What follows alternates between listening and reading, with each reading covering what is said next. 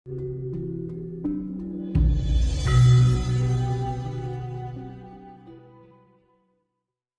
5 bulan ini usaha-usaha untuk pembebasan dari pemerintah itu selalu mengalami kegagalan, Mbak. Yang pertama pihak KKB minta tebusan 5 miliar, akhirnya gagal juga.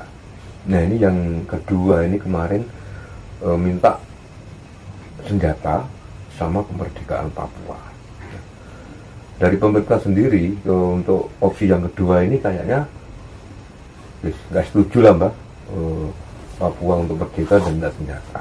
Nah, terus pemerintah langkah-langkah yang diambil itu dengan jalan kekeluargaan, bahwa pihak keluarga dari penyandera itu bagaimana untuk bernego dengan si penyandera. Nah, ini seperti itu. Dan Pak Jokowi dan beberapa staf menteri, mungkin Panglima TNI, Polri itu akan ngantor sementara di Papua, Mbak. Ya. Saya ingin tahu tanggapan dari Mbak Gatot tentang Papua ini. Apakah kemungkinan nasib Papua bakal seperti Timor Leste, Mbak? Monggo, Mbak. Rahayu semua. Rahayu. Bisa. Menarik memang.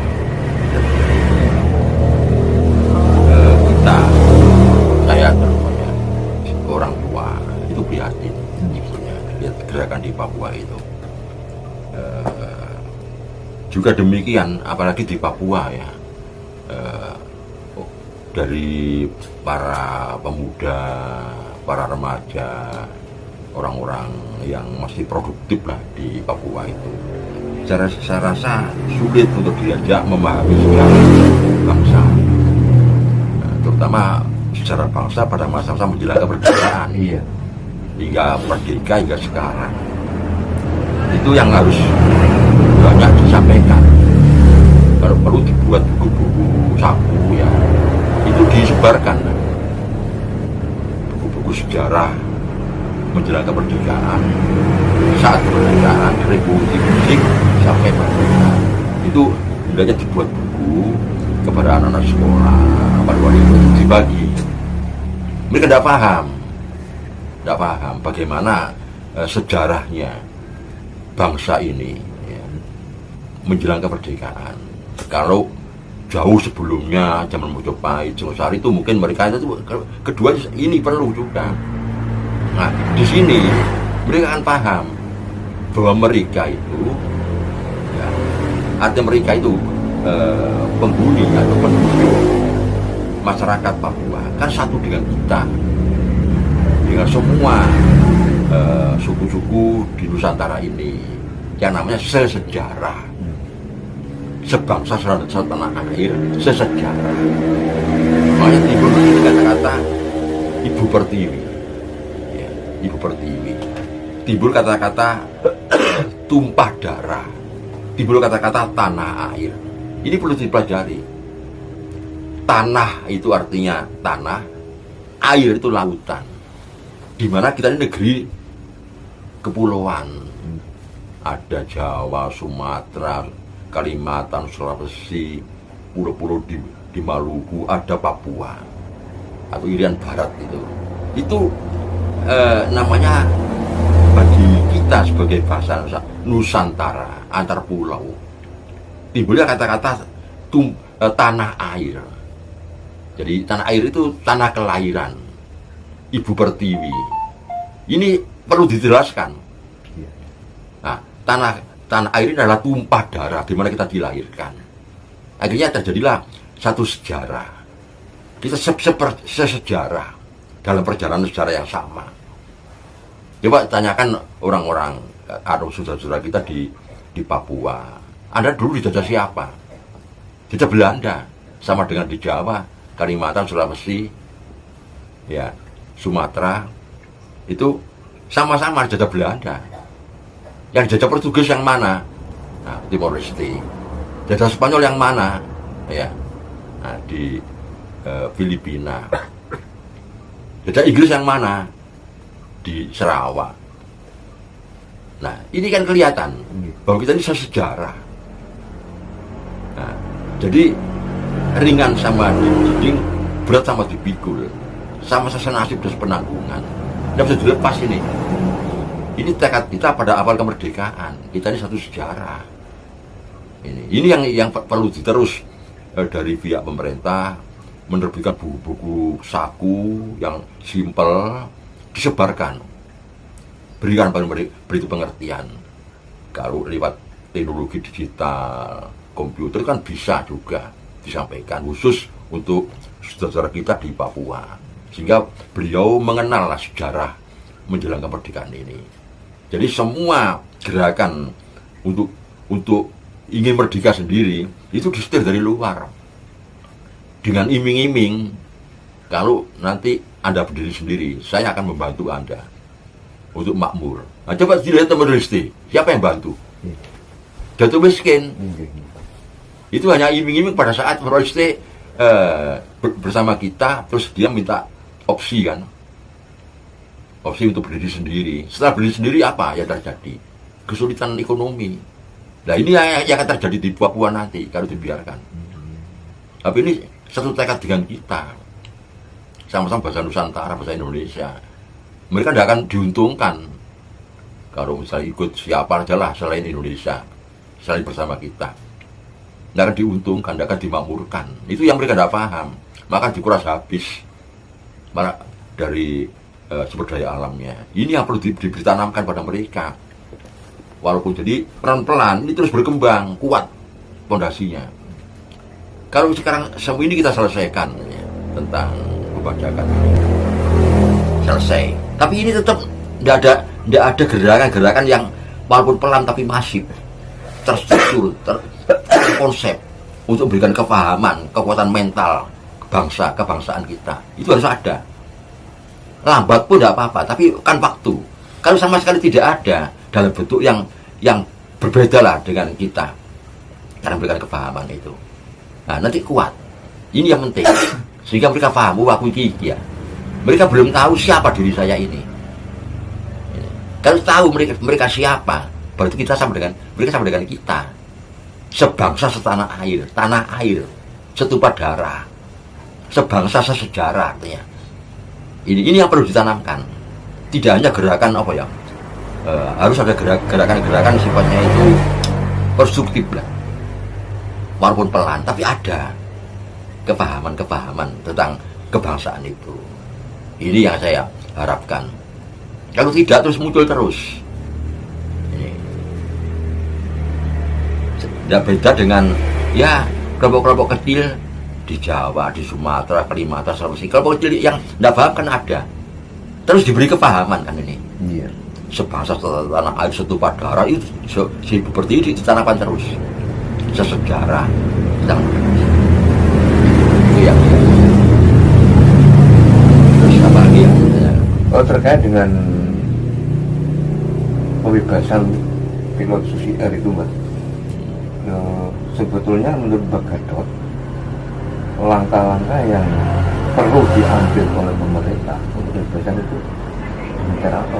Kalau memang dari opsi pihak keluarga dari pelaku penyandra mengalami apa itu darah buntu, ya kan? Otomatis kan akan terjadi itu kekacauan. Mungkin aja si pilot itu akan dibantai. Dan Komnas sendiri kan sekarang kayaknya merasa kesulitan. Kayaknya kan tidak mungkin lah kalau kita itu melakukan penyerangan kan. Nanti takutnya kan nanti berdampak ke masyarakat sipil. Soalnya kan antara si KKB dengan masyarakat sipil kan kita juga nggak bisa membedakan, karena kan setiap hari-hari kan saling berbaur gitu, Mbak. Jadi apa Mbak Gadot yang harus dilakukan oleh pemerintah, Mbak? Ya begini ya, kalau minta tuntutan imbalan finansial, mungkin kita tidak keberatan. Iya. Tapi kalau terus dikaitkan dengan kelompok yang ingin merdeka, itu istilah mereka merdeka ya. Tidak tahu merdeka dari siapa, ini tidak tahu. Nah, apa kita ini mereka belum pernah merdeka. Ini loh diberi kepahaman. Anda sudah merdeka. Ini. Nah, ya tidak mungkin dikabulkan. Nah, kita ini biasanya dihadapkan pada dua pilihan. Iya. Satu di antara dua yang dibuat kesulitan. Nah, tapi kita sebagai bangsa yang cinta damai, kita berusaha semaksimal mungkin untuk berdamai. Tapi ingat satu, kita lebih cinta kemerdekaan. Itu saja sudah. Ini saya rasa paham semua pihak-pihak. Kita tidak damai, tapi lebih cinta kemerdekaan. Kemerdekaan ini kita rebut dengan sekian juta nyawa. Sekian juta nyawa yang kita korbankan. Bukan ribuan, bukan puluhan, jutaan yang merebut kemerdekaan sejak awal Majapahit jatuh itu. Harta benda, darah yang mengalir karena berkorban untuk perjuangan. Itu luar biasa, tidak bisa diabaikan ini. Kita sudah bersumpah, satu nusa, satu bangsa, bahasa. Menjunjung tinggi bahasa Indonesia. Ini tidak bisa diabaikan. Satu saja, kita baca cinta damai. Kita berusaha dengan damai, tapi kita lebih cinta kemerdekaan. Nah ini yang harus kita tanamkan. Ini sen, ini sudah sen yang harus dipahami oleh semuanya. Kita tanamkan itu. Jadi kita tidak sembarangan kalau sudah menyangkut kemerdekaan dan kedaulatan bangsa Indonesia ini. Tidak main-main kita ini. Tapi semua itu kita longgarkan sementara. Kita baca aja cinta damai. Tapi kita lebih cinta kemerdekaan Indonesia. Nah, mereka tidak ngerti arti kemerdekaan. Harus diberi kepahaman. Itu. Terkait dengan langkah-langkah dari pihak pemerintah, bahwa nanti Pak Jokowi kemungkinan ke depan ini kan akan ngantor di sana, Mbak. Nah, kalau menurut Mbak Gadot itu merupakan suatu langkah yang tepat atau bagaimana, Mbak? Bagaimana? Ini kan nanti ke depan, ya kan, Pak Jokowi beserta beberapa menteri, Panglima TNI dan Kapolri, Mbak Gadot. Nah, ini kan berencana untuk ngantor di Papua. Nah, kalau menurut Mbak Gadot, langkah-langkah yang diambil pemerintah itu merupakan langkah tepat atau gimana, Mbak? Nah, saya rasa dengan cara damai itu kita cuma mempelajari kan. Iya. Nah, kita dari sistem pemerintahan yang sentralis ya, menjadi yang otonom kan dulu. Nah, memang banyak negara merasa daerah merasa dirugikan dengan kelompok sentral, apa namanya itu. Jadi semua itu mengalir masuk ke pusat membagi. Kan waktu itu terus akhirnya ketahuan kan di Papua, di Aceh ini pembagiannya kurang adil. Lantas jadilah otonomi daerah. Nah, ini kita perkuat otonomi daerah. Jadi penghasilan untuk Papua ini yang diambil dari Papua ini harus sebesar-besar untuk kemampuan Papua. Jadi harus lebih diperbesar untuk kemampuan Papua. Diprioritaskan gitu, Mbak, ya? Iya, ini terus juga mengenai pembagian hasil pembangunan. Ini kan sudah tentang infrastruktur, tentang harga dipersamakan. Kan di sini Pak Jokowi kan pakai dua sistem. Dari Bung Karno menyebut berdikari dalam bidang ekonomi diambil. Kedua dari Pak Harto, pemerataan hasil pembangunan. Nah, Pak Jokowi diperkuat ini pemerataan pembangunan infrastruktur dan pemerataan hasil pembangunan. Ini harus diwujudkan. Pemerataan hasil pembangunan disampaikan. Jadi ada kata jabatan dari para mahasiswa di Papua. Ini harus istimewa. Beliau-beliau kan tertinggal dari kita. Harus istimewa ini. Jadi masa depan mereka harus kita jamin. Anak-anak muda, terus pekerjaan, jabatan, baik di Papua maupun di luar Papua, terus sampai Nusantara, mereka tertinggal masalahnya.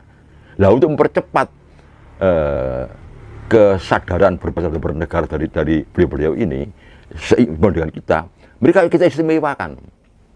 Satu tentang hasil pembangunan, ya, jadi lebih besar porsinya itu. Kedua tentang jabatan dari pembangunan ini dari kaum milenial untuk Papua sendiri, dan perlu mereka mendapat jabatan di luar Jawa, di luar Papua. Karena mereka itu harus mengejar ketertinggalan. Lain dengan kita, dengan agak santai sedikit kita bisa maju serentak, tapi mereka akan sulit. Nah ini harus diistimewakan ini. Ini kalau ini tidak mau ya keterlaluan sudah. Iya keterlaluan. Nanti kalau merdeka sendiri seperti Timor Leste, ya rugi pasti kita. Nah iya kita harus paham itu. Mereka tidak paham, kita harus paham. Soalnya kan tidak mungkin mereka bisa makmur. Di Papua itu kan sumber daya alam juga melimpah. Nah, ini jelas tingkah laku dari bahasa lain kan yang untuk menghancurkan kita. Pasti ada intervensi dari pihak lain. Mesti ada itu. Ini harus kita pahami. Jadi mereka harus mendapat porsi yang lebih besar. Itu baru adil. Namanya pemerataan hasil pembangunan. Dari Pak Harto dulu kan begitu. Ada ya stabilitas ya. Terus pemerataan hasil pembangunan. Nah, itu harus porsinya diperbesar. Ini baru mandiri dalam bidang ekonomi. Mereka merasa belum mandiri. Karena porsi itu yang dikatakan adil itu kan tidak sama tiap daerah. Yang tertinggal harus lebih tinggi, porsi ini baru adil. Ini harus diangkat, ditingkatkan porsinya itu untuk kemakmurannya. Ya kita tidak boleh iri karena mereka mempunyai income dari sumber daya alamnya tinggi. Ini yang mereka idamkan, kemakmuran Papua. Ini harus kita wujudkan. Pak Jokowi sudah mewujudkan ini. Nah, tinggal meneruskan aja. Itu.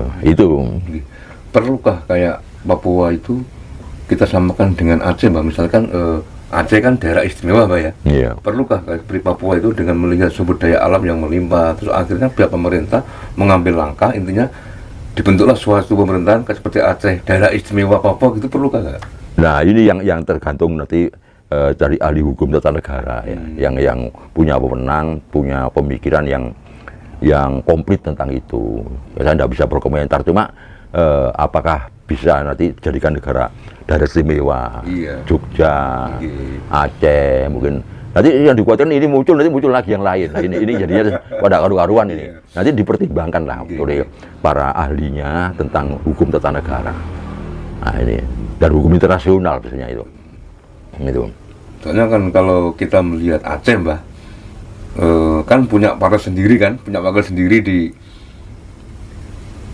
Senayan kan. Iya. Ada partai Aceh sendiri, berapa partai gitu, Mbah, yang masuk ke KPU kan ada, Mbah.